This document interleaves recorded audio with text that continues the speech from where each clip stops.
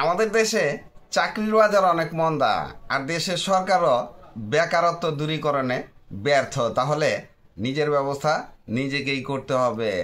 কি করবেন? ব্যবসা করতে হবে, কিন্তু পুঁজি নেই। পুঁজি কত টাকা আছে? আপনি তো না খেয়ে থাকতে পারবেন না, কিছু একটা করতে হবে। আপনার কাছে যা কিছু আছে তাই নিয়ে নেমে পড়েন না, হয়ে যাবে। মাথা খাটানো লাগবে। যখন না খেয়ে থাকবেন ব্যবস্থা কিন্তু হবে। আপনার ব্যবস্থা আপনিই করবেন, অন্য কেউ আপনাকে খাবার দিতে যাবে না। সো আপনি যখন ব্যবসা করবেন, আর পুঁজি যেহেতু কম, চিন্তা ভাবনা করে করতে হবে। লস হলে কিন্তু আপনার বিপদ হয়ে যাবে। আর ব্যবসা করলে একটা গ্যারান্টি সহকারে ব্যবসা করবেন।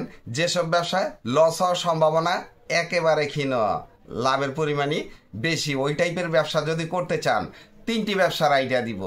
প্রত্যেকটা ব্যবসায়ী আপনার লাভ হওয়ার সম্ভাবনা অনেক বেশি, আর লস হওয়ার সম্ভাবনা একেবারে ক্ষীণ।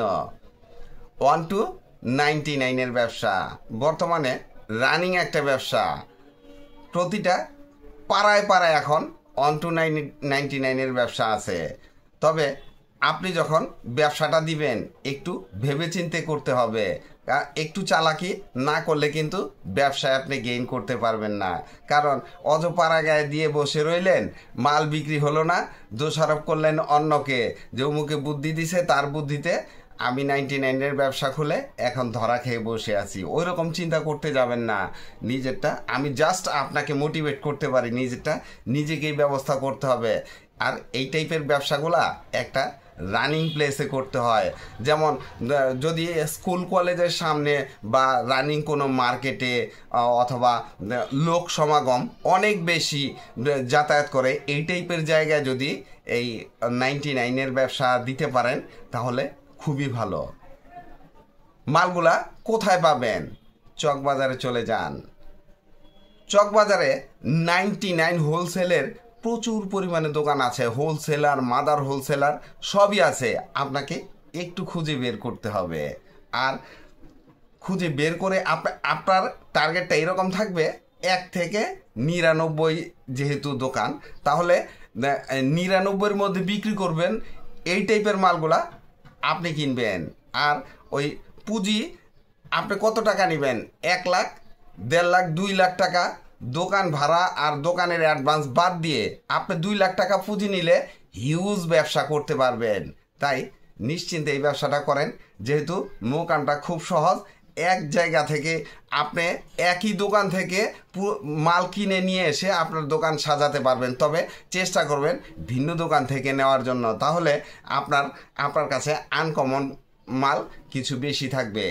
গিফট আইটেমের ব্যবসা, গিফট আইটেমের দোকান করতে হলে আপনাকে, যেমন আমাদের দেশে কিন্তু গিফটের ট্রেডিশনটা এখনও রয়ে গেছে, বরং আগের চেয়ে অনেক বেশি। যেমন নিম্ন মধ্যবিত্ত ফ্যামিলি এখনও গিফট আদান প্রদানে ব্যস্ত থাকে। বিভিন্ন অকেশন আছে, এই সমস্ত বিভিন্ন ওই গিফটগুলা দিয়ে থাকে। আর গিফট আইটেমের ব্যবসা আপনাকে কিছু টেকনিক অ্যাপ্লাই করতে হবে। যেমন ধরেন রানিং জায়গায় তো অবশ্যই দোকান নেবেন। আর যেমন একজনে একটা গিফট নিল, তাকে আপনি ফ্রি র্যাপিংয়ের ব্যবস্থা করে দিতে পারেন। কিন্তু এই র্যাপিংয়ের মূল্যটা আপনি ওই মালের দামের সাথে ইনক্লুড করে দিবেন, এটা কাস্টমার বুঝতে পারবেন না। এইটা একটা চালাকি। আর এই টাইপের আরও কিছু টেকনিক আছে যেগুলাই অ্যাপ্লাই করে আপনি এই ব্যবসায় সফল হতে পারবেন। আর গিফট আইটেমের ব্যবসা করলে আমি শুনি নাই যে এই গিফট আইটেমের ব্যবসা করে কেউ লস খেয়েছে। লস হওয়ার সম্ভাবনা নাই। চকবাজার চলে যাবেন। চকবাজারে গিফট আইটেমের দোকান যেমন দেশি বিদেশি বহু দোকান আছে। যেমন দেশীয় পণ্য, বিদেশি পণ্য সবগুলা নিয়েই কিন্তু আপনি যৌথভাবে মাল তুলতে হবে।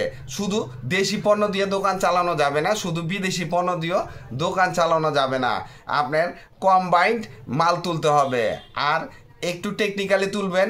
2-4-5টা গিফট আইটেমের দোকান ঘুরবেন। যে সমস্ত আনকমন মাল আছে ওই টাইপের মালগুলা আপনি যদি নিয়ে এসে দোকানে ডিসপ্লে করেন, তাহলে দেখবেন যে আপনার প্রফিট মার্জিন অনেক ভালো থাকবে। পুঁজি সর্বসা করলে 2 লাখ টাকা হলে এনাফ, এই ব্যবসা শুরু করতে পারবেন।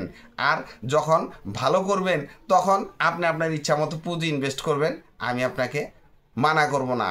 ফটোকপির দোকান খুব ভালো একটা ব্যবসা, কারো চোখে পড়ে না এইখানে কি আছে। আপনার 80,000 থেকে 1,20,000-এর মধ্যে ভালো মানের একটা ফটোকপির মেশিন কিনতে পারবেন। আর যদি সাথে একটা কম্পিউটার নেন, স্পাইরাল বাইন্ডিং মেশিনটা শুরুতে না নিয়ে ব্যবসাটা একটু থিতু হন, একটু বোঝেন, তারপরে স্পাইরাল বাইন্ডিং মেশিন নিলেন আর অন্যান্য কিছু নিলেন।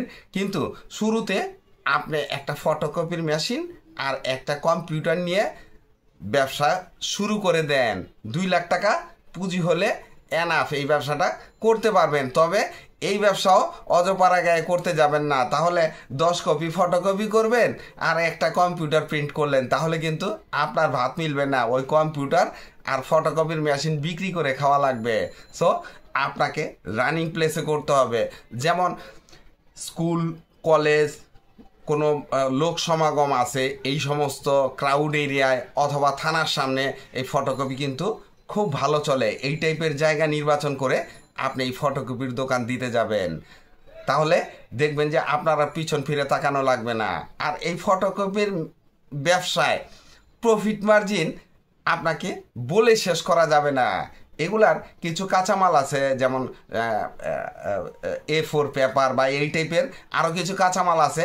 এগুলা বাংলা বাজার থেকেও আনতে পারেন, চক বাজার থেকেও আনতে পারেন। তবে শুরুটা আপনার লোকাল এরিয়ায় এগুলার স্টেশনারির পাইকারি দোকান থেকে এনে শুরু করবেন। সাথে যদি কিছু স্টেশনারি আইটেম রাখেন আরও বেটার হয়। তবে শুরুতে আপনি এগুলা করতে যাবেন না, আস্তে আস্তে কাস্টমারের চাহিদা বুঝবেন, কাস্টমারের চাহিদা অনুযায়ী ব্যবসা করবেন। দেখবেন আপনার আর পিছন ফিরে তাকানো লাগবে না। আর যে 3টা ব্যবসার আইডিয়া দিয়েছি, প্রত্যেকটা ব্যবসায় লসবিহীন আপনি করতে পারবেন। একটা ব্যবসায় আপনার লসের চিন্তা করতে হবে না, প্রত্যেকটাই লাভ হবে ইনশাল্লাহ। মন দিয়ে শুরু করে দেন। আগে চিন্তা ভাবনা করেন, একটু ঘাটাঘাটি করেন বা একটু ঘোরাঘুরি করেন, যারা এই ব্যবসা করে তাদের সাথে আলোচনা করেন যদি সম্ভব হয়। আর না হলে ওই সব দোকানের আশেপাশে দাঁড়িয়ে দেখেন কি অবস্থা, তারপরে ব্যবসা শুরু করেন। ভিডিওটি ভালো লাগলে লাইক, কমেন্ট, শেয়ার দিয়ে পাশে থাকবেন। চ্যানেলটি সাবস্ক্রাইব করবেন এবং পাশে থাকা বেল আইকনটি প্রেস করে দিয়েন যেন পরবর্তী নতুন কোনো বিজনেস আইডিয়া আপলোড দেওয়ার সাথে সাথে আপনার মোবাইলে সর্বপ্রথম নোটিফিকেশন চলে যায়। আজকে এই পর্যন্তই। আসসালামু আলাইকুম।